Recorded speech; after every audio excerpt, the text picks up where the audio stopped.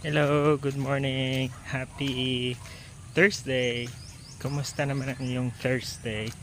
So, kahapon pala hindi ako nakapag-post kasi umuulan, so hindi ako nakapaglakad. So, ngayon, cloudy naman siya yung panahon, pero gusto ko pa rin maglakad eh.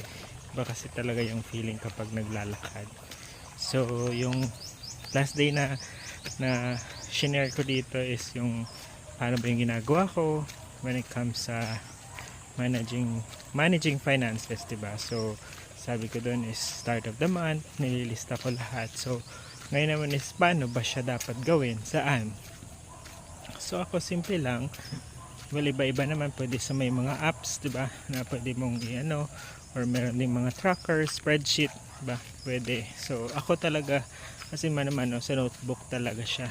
And syempre maganda na rin siguro kung yung mga apps na to, or kung notebook man yan, di ba, mano-mano, yung easy access para talagang consistent kang natatrack mo siya, wala kang nakakalimutan, para at least alam mo talaga kung ano yung ins and outs ng finances mo, di ba?